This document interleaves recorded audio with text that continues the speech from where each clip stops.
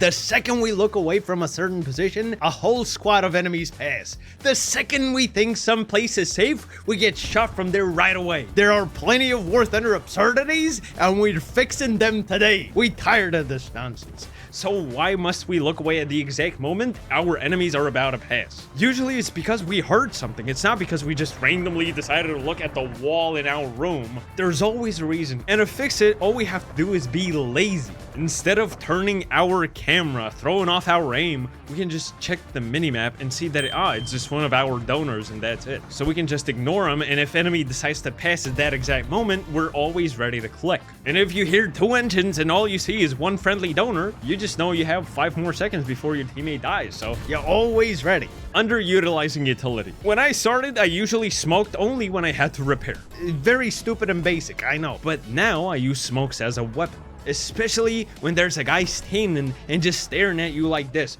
What do? You just throw smoke. But why? Well, popping smoke does, first of all, it confuses your enemy. You're fighting against human beings. Not the smartest ones, but like, listen, like, we gotta, it is what it is. And when your opponent doesn't understand what you did, they start panicking. Because in his mind, you know something that he doesn't. Oh my god, he's a tryhard. What do I do now? Do I do something? I have to do something. Do I push right now? Is he repairing? Like, that's what they're going for right at that moment. So this guy is just losing his mind while you just go like, I can check other positions, so I make sure that I'm not getting flanked or anything like that. There's no surprises. I'm just feeling safe, feeling good, feeling fresh. And then at some point you just decide like, okay, I'm safe. I can peek this guy from another side of the smoke and just get a free frag. Easy. And you see me do this all the time. If they're like super patient players, they're like, okay, I'll wait. Force them to sit in a smoke for about 1 minute. See what happens. They're gonna lose their patience right away. It's gonna be like, who's playing the game like this freaking try hard. They will get frustrated and will start rushing you, and that's just an easy frag for you. That's it. Sometimes you're about to finish the guy, but there's a dangerous road where enemies keep coming from, so you can just smoke yourself and just finish off the guy without taking any risks. Plane coming at you, shoot at him with a cannon. Only in top tier, don't do it in low tier. Then wait a few seconds and then pop smoke. So basically you just intercepted his bombs like you're some kind of SPAA. You made sure he got your aggro, you made sure he wasted bombs on you, you smoked, you drove away, you just wasted his ammunition. So basically you saved a few teammates by default.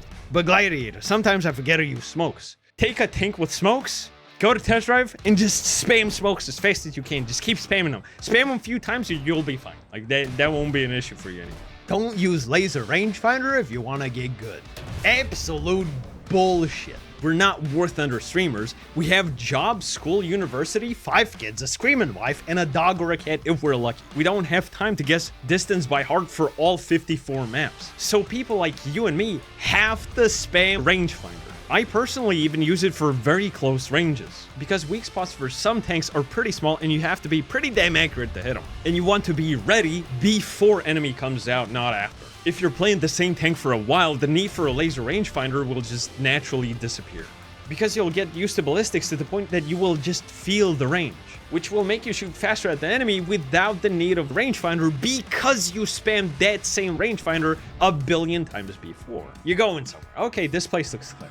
The second you look away, someone peeks from that corner and instantly shoots you. It used to happen to me a lot more than I would like to. But then I learned how to look at 2 different corners at the same time. Basically, it's called third personing, and it's one of the strongest things that the player can do against you. Because what you usually do is you just hide behind cover without giving your position away. And then you look at the enemies, and as soon as they look away from you, that's when you peek and strike them. It works like magic for as long as enemy doesn't know that you're there. And this is the #1 killer of top tier players, excluding cats. If any of top 100 player knows that you're looking at them, he's not going to die.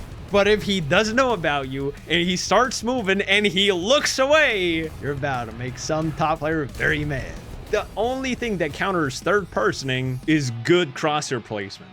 Don't look away with your cannon from a shady position. If you get close to them or reposition to some place where they can't get you anymore, they're just gonna get mad. Because guess what? Their most powerful thing didn't work against you. And most likely, you just became a big pain in the ass because now you're about to engage them and you about to realize that, oh, someone's standing right over there. What I hear there? Is that an engine? Oh, what's up, boy? They're gonna be like, damn, I should have peeked this guy. They know that they're messing with someone that knows what they're doing. Just like in every shooter game, crosshair, in this case, cannon placement, is super important. What is the #1 killer of new players that just bought a premium tank? New player loads into a map. Even if they know the map and know the positions that enemies take, and I personally used to do this all the time, they just do this. Trusting thermals with your life. But what if they have bushes? You saw guys with bushes and lower battle rating, you're gonna see them here just fine. Trust yourself more than some random mechanics that give you tunnel vision and get you killed. Yes, thermals are absolutely fantastic and are very powerful, but you don't need them all the time.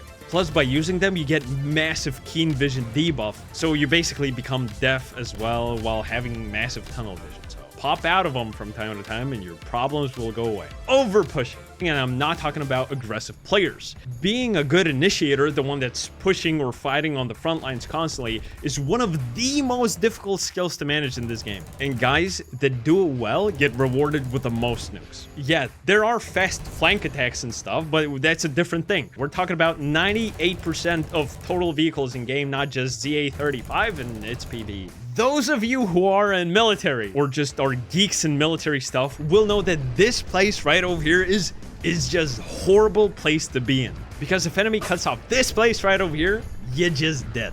Basically, at this point, you're done anyways, and you just have to get the hell out of there as fast as possible. Because your team needs you back there and alive, not destroyed somewhere up front. So basically, you have to accurately determine the front line.